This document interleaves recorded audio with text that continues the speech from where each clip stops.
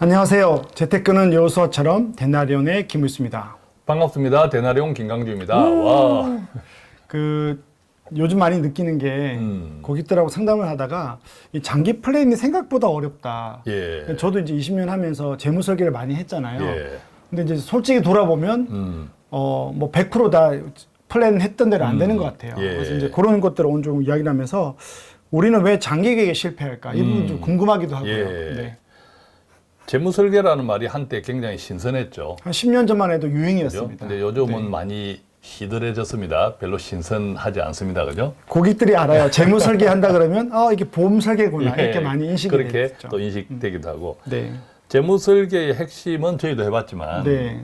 인생 설계라고 하잖아요. 네, 네. 인생 설계는 인생의 라이프 사이클, 네. 심지어 뭐 한 100세까지 네. 쫙 펼쳐놓고 계획을 맞아요. 짜는 거죠. 그러다 보니까 장기 계획이 상당히 많은 비중을 차지하더라. 맞습니다. 라고 했습니다. 음. 그러다 보니까 결론적으로 장기 계획에 실패하다 보면 네. 이 재무 설계가 전반적으로 실패할 가능성이 높은 거죠. 그렇죠. 네. 그래서 재무 설계라고 나름대로 상담을 받고 했는데 몇 년이 지난 지금 제대로 되고 있지 않다. 그렇죠. 그런 경험들이 많은데 네. 오늘 그 이유가 왜 과연 그럴까? 그러면 그것이 잘못되었을까? 잘못되었던 건 아닌 것 같고 그렇죠. 오히려 어떻게 조금 어떤 관점에서 그것을 바라보고 우리한테 적용하면 좋을까? 그 부분 조금 명확히 하면 될 것 같아요. 그걸 또 말씀으로 오는 프로. 그렇습니다. 이게 또 말씀에 있습니다. 우리의 성경 말씀은 참 위대하죠. 그죠? 없는 게 없는 게 없습니다. 없습니다. 네. 그죠? 로마서 9장 18절의 말씀인데 네. 어떻게 기록되어 있는지. 네, 읽어보겠습니다. 그런즉 하나님께서 하고자 하시는 자를 긍휼히 여기시고 예. 하고자 하시는 자를 완악하게도 하시느니라. 그렇습니다. 네, 그러니까 여기에 보면 사람은 동일해요. 즉 하고자 하시는 자. 그죠. 하고자 하시는 자를 하나님께서는 어떤 때는 긍휼히도 여기고 완악하게도 하신다. 어떤 경우는 완악하게도 하신다. 겁이 납니다. 그죠. 네. 우리가 일반적으로 이제 자유의지라는 이야기들을 하잖아요. 네. 자유의지에 대한 신학적인 해석은 저희가 하는 것 아닙니다. 네.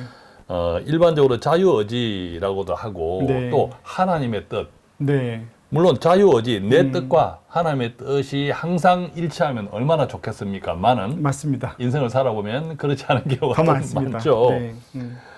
그런데 우리는 늘 지향해야 하는 것은 내 뜻, 즉 자유의지와 하나님의 뜻을 잘 조화를 이뤄 나가야 되잖아요. 그럼 하나님의 뜻을 구분하고 예. 그 뜻 안에서 내 뜻을 좀 그렇습니다. 펼쳐나가면 성공할 확률은 높을 것 같아요. 맞습니다. 어지간하면 하나님은 우리 뜻대로 하도록 내버려 둬요. 어지간하면. 맡겨두시는 그죠? 거죠. 맡겨두시는 거죠. 네. 그래서 하고자 하시는 자를 긍휼히 여기신단 말이에요. 네. 그런데 너무 하나님 뜻하고 달라지면 네. 너무 엇박자가 심하면 그렇죠. 완악하게 하시기도 합니다. 근데 네. 그 포인트를 잘 찾아야 된다고 생각하는데 저는 이것을 보이는 것과 보이지 않는 것을 잘 구분해야 된다고 생각해요. 재정 관리에서, 재무 설계에서. 이거를 말씀을 오늘날 우리의 재정에게 적용했을 때 대표님은 보이는 것과 보이지 않는 것을 그렇습니다. 어떻게 구분합니까? 보이는 것과 보이지 않는 것. 예, 근데 이걸 이제 시간으로 적용해 보면 시간으로. 한 5년까지는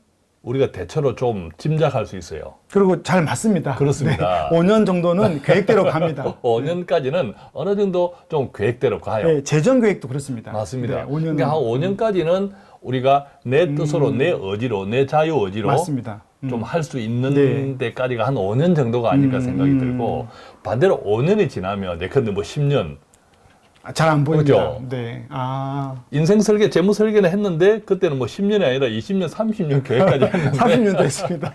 알 수 없어요. 맞습니다. 이게 계획과 결과가 굉장히 달라지는 네, 것이 맞습니다. 시간이 지날수록 왜냐하면 불확실하잖아요. 그래서 불안한 거죠, 사실. 그렇죠. 하나님께서는 다 알고 계시지만 우리의 뜻, 내 자유의지, 나의 판단만 가지고는 한 5년이 제 경험으로는 맥시멈인 것 같아요. 5년. 정도가. 저도 겸손히 5년 인정합니다. 정도가 맥시멈인 네, 것 같아요. 네. 그래서 우리가 재정 관리, 재정 설계 또 투자 계획을 세울 때도 5년까지와 네. 5년 뒤를 구분할 필요가 있다고 그렇게 생각합니다. 하자. 자, 그러니까 5년까지는 어느 정도 보인다. 우리가 할 수 있는 일이죠. 할 수 있는 일이다. 그것은 하나님께서는 아마 뭐 그 정도는 네가 해봐. 해봐라. 그 정도는 네가 해봐. 이렇게 하실 것 같고 5년 후는 야 그거 보이냐? 그럼 믿음으로 해야 되는. 그렇지. 보이냐? 아. 나를 한번 믿어봐. 네. 안 보이면 네. 나를 한번 로마서도 그런 말씀이 있잖아요. 맞아요. 보이는 것을 누가 믿으리요? 네, 맞습니다. 보이는 것은 안 믿어. 자기 생각과 판단으로 하지. 안 보이니까 기도하고 믿고 맞습니다. 하나님을 의지하는 것 같아요. 그렇죠. 인생에서. 그래서 보이지 않는 것을 믿는 것이 믿음의 실체라고 로마서에 말씀되어 있잖아요. 예, 그런 것처럼 그래서 두 가지로 구분해 보자. 5년을 기준으로 5년까지는 내가 어느 정도 내 생각으로 자유의지 안에서 자유의지 안에서 할 수 있다. 예. 그다음에 5년이 지난 그 장기 계획은 믿음으로 그렇다면 이제 재테크에서 믿음은 무엇일까? 예, 이게 궁금합니다. 재테크에서 믿음은 무엇입니까? 우리 자주 이야기했잖아요. 네. 두 가지. 그거 저도 알죠. 예. 첫 번째는 자본주의는 하나님의 선물이다. 우리 정말 이야기 많이 그렇습니다. 했는데 자본주의가 예. 망하면 대나리온도 예, 망하는 거 망한다. 아닙니까? 네. 자본주의는 하나님의 선물이다. 물론 사탄의 관계도 땅에는 항상 있기 있죠. 때문에 탐욕도 있고 그렇죠. 돈을 다 가져가고 싶은 마음도 맞습니다. 있고. 이걸 잘 분별해야 네, 되는 거죠. 네, 그래서 대나리온 방송이 있는 이유이기도 하고. 네. 자, 두 번째 믿음은 자, 자본주의가 첫 번째 하나님의 선물이니까 두 번째 믿음은 당연하게. 그렇죠. 그죠? 장기 성장에 대한 믿음을 맞습니다. 가져야 된다. 장기 성장에 대한 믿음. 장기 성장입니다. 요즘처럼 뭐 그냥 곤두박질 하는 때도 있지만 네. 지나고 보면 다 장기적으로는 성장이 하잖아요. 왜냐하면 자본주의는 하나님의 선물이니까. 한 번씩 그 장기 성장에 대한 믿음은 저도 있는데 예. 요즘 유튜브에서 예. 또 뭐 대가들이 예. 장기 성장 끝났다 그러면 또 믿음이 흔들리기도 합니다. 그죠? 우리가 늘 이야기하잖아요. 장기 성장이 끝났다 하면 자본주의가 끝났다라고 하는 게 네. 굉장히 비현실적이다. 그럼 뭐 할 건데? 그러니까요. 그러면 이 땅에서 왜 살아? 그렇게 보면 차트를 보면 또 올라가고 있더라고요. 맞습니다. 네. 예, 예. 그래서 이것이 장기 성장 재테크에 대한 믿음, 5년 지나서부터는 네. 안 보이는 것은 그냥 믿음으로 가야 된다. 이것을 그럼 구체적으로 어떻게 적용해 볼까? 네. 적용해 볼까? 이것을 저는 한 세 가지로 생각해 보는데요. 첫 번째는요. 첫 번째는 5년 후에 필요한 재무 목표, 장기 목표들이죠. 예컨대 은퇴 이후 이런 등등이죠. 5년 후에 뭐 아이들 학자금이나 맞습니다. 네. 장기 투자가 필요한 거죠. 네. 단순하게. 네. 장기 목표는 장기 투자. 왜 하나님의 시간을 믿고. 네. 그러면 가장 단순하게는 월 적립식 상품들. 이거는 정말로 소개하고도 마음이 편안합니다. 예, 월 적립식 상품들. 네, 5년 이상은 정말 편안합니다. 맞습니다. 뭐 가끔 이야기하면 저희 바인 투자자문에서도 올해 시작한 월 적립식도 아주 양호합니다. 그죠? 네. 뭐 크게 수익이 나지는 않았지만 그래도 전고점에 그렇죠. 25% 30% 떨어진 거에 비하면 뭐 네, 훨씬 뭐, 아무것도 아니죠. 이게 적립식에서 그런 적립식의 효과죠. 그래서 첫 번째는 5년 후 장기 목표는 장기 투자를 할 수 있도록 하자. 할 수 있는 방법을 하자. 이게 첫 번째고 네. 두 번째는 그러면 장기 투자할 때 태도가 필요하잖아요. 그냥 뭐 세금처럼 보험처럼 준조세다. 네. 우리가 복지국가들 네. 특히 이제 유럽 이런 쪽들은 굉장히 세금이 많다. 잘 알려져 있잖아요. 그 대신 그거로 많은 시민들이 먹고 맞습니다. 사니까요. 세금이 많다는 것은 내가 내 의지가 아니라 그냥 네. 강제적으로 떼지는 거예요. 네. 떼지는 거예요. 그 중에 일부가 또 나의 연금을 국가가 그렇죠. 준비하잖아요. 책임지는 거죠. 우리나라의 국민연금처럼. 그래서 내가 스스로 하는 장기 투자도 예컨대 월 적립식이다. 네. 이러면 그것은 세금이다 생각해야 돼. 그럼 그냥 그죠. 빠져나간다. 그렇죠. 세금을 안 내고 내가 다 앉았으면 어떤 일이 생깁니까? 나중에 압류당하죠. 압류당해. 압류당해. 그런 딱지부터. 것처럼. 네. 예, 그런 것처럼 장기 투자의 태도는 내가 장기 투자를 10만 원이 됐든 20만 원이 됐든 할당한 것은 이거는 세금이다. 세금이다. 예, 세금이다. 이렇게 계속 이제 생각해야겠고 세 번째는 결과적으로 그래서 세금을 내니까 지속 가능해야 가능해야 돼. 지속 가능. 지속 가능해야 되니까 내 형편에서 지속 가능할 수 있는 투자 금액을 정해야 되고 또 유연해야 되잖아요. 그죠? 그렇죠. 그러니까 유연하게 어떤 형편에서 유연하게 가야 되니까 만약 우리가 배넥보험 같으면 추가 납입제도 네, 그렇게 추가 이용하고. 납입은 잠시 안 내어도 그렇죠. 해약되거나 하지 않으니까 네. 또 필요하면 또 냈다가. 그렇습니다. 그렇게 예, 있을 필요하면 또 냈다가 네네. 그래서 금액도 내한테 좀 맞아야 되고 또 무리하지 유연성, 않고. 네. 유연성을 확보할 수 있는 플랜 네. 이런 쪽으로 적용하면 좋지 않을까? 5년 후에 장기적으로 보이지 않는 믿음을 구체적으로 적용할 때.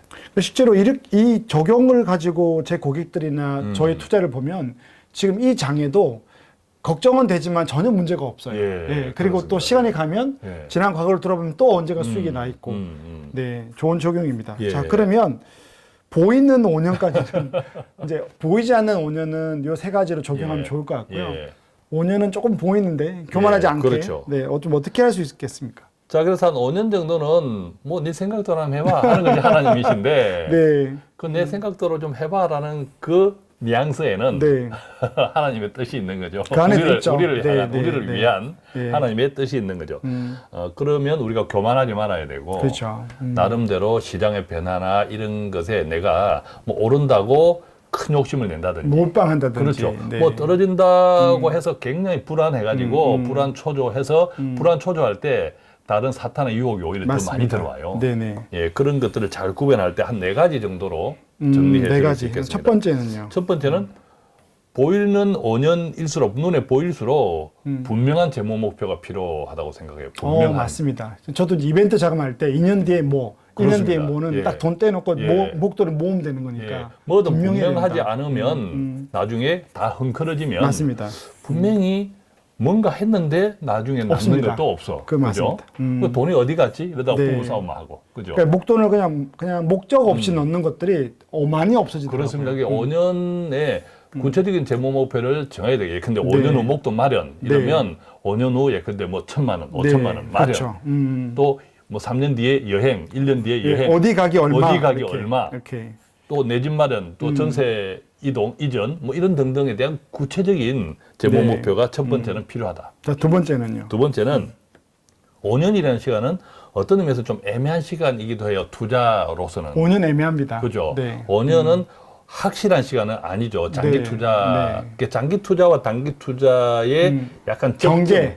네, 맞습니다. 그렇기 때문에 위험 자산 100%가 아니라 위험 자산과 안전 자산의 조화가 필요하겠다. 이게 겸손이죠. 겸손. 위험 자산과 그러니까 정기 적금을 100% 하는 것보다 좀 적절하게 조화롭게 그렇죠. 해봐라. 적절하게 위험 자산과 안전 자산의 조화. 세 번째. 그다음에 이제 세 번째는 5년 동안에 하나님께서 우리한테 원하는 것 중에 하나가 아마 세 번째라고 생각해요. 결국 우리가 돈을 잘 관리하고 돈을 다스릴 줄 아는 사람, 두 주인을 섬기지 않으려면 지출이 있잖아요. 이거 되게 중요한 것 같아요. 우리 소득이 정해져 있기 때문에 지출 관리를 잘하면 삶이 여유롭고 맞습니다. 우리가 실패하지 않는데 지출 관리 못하면 하나님이 돈을 주셔도 맞습니다. 500을 줘도 돈이 부족하다고 하니까. 그래서 지출 관리를 5년 동안 잘 생활해야 되는 이것이 첫 번째, 두 번째하고 다 맞물려 있는 거예요. 그러네요. 다 맞물려 있는 거예요. 지출 관리의 생활화. 마지막 결론 이게 굉장히 중요하죠. 마지막. 네 번째입니다. 그죠? 결과적으로 하나님께서는 그래, 네 뜻대로 해봐. 라는 말씀에는 지켜보고 있다라는 거예요. 이거 제일 겁나는 거예요. 지켜보고 있으니까 하나님의 뜻에도 민감해야겠다. 가능하면 민감하고 항상 우리가 묵상하고 나의 선택과 결정이 하나님의 뜻 안에서 이루어지고 있는지 우리가 어떤 일을 할 때 하나님 말씀을 적용할 때 굉장히 마음이 편안해지면 대체로 하나님의 뜻과 내 뜻이 어느 정도 일치해 가고 있잖아요. 그래서 이 네 번이 신앙인으로서 굉장히 사실 중요하죠. 맞습니다. 이게 활용 점점입니다. 그래서 이것을 이제 로마서에 같이 다시 처음으로 오면 긍휼히 여기시기도 하고 똑같은 완악하게 하시기도 나는 나를 어떨 때는 하나님께는 긍휼히 여기시기도 하고 어떨 때는 완악하게 하시는데 그것이 저는 보이는 5년까지 비록 내 뜻대로 하지만 내 뜻에 많은 하나님께서 그냥 해봐라라고 하셨지만 네 번째 하나님의 뜻에도 민감해야 한다. 이것이 가장 중요하다라고 말씀드리겠습니다. 저 네 번째가 제일 좋습니다. 그리고 뭐 다 그렇겠지만 살면 살수록 그 하나님 뜻에 민감한 삶이 전 제일 안전한 것 같습니다. 제일 행복하고. 자, 오늘 저희들이 한 20년 일을 하면서 장기 계획에 많이들 실패하고 뭐 그게 잘못된 건 아닌데 돌아볼 때 아까 5년을 이야기해 주셨고 보이는 것과 보이지 않는 것에 대해서 이야기를 했는데 좀 도움이 되셨기를 바라고요. 이걸 여러분들에게 좀 적용을 잘해서 좀 겸손하게 우리 모두 장기 계획에 실패하지 않고 또 단기 계획도 잘 가는 우리 예. 데나리온 식구들이 되기를 바랍니다. 이만 저희들은 마치도록 하겠습니다. 감사합니다. 고맙습니다.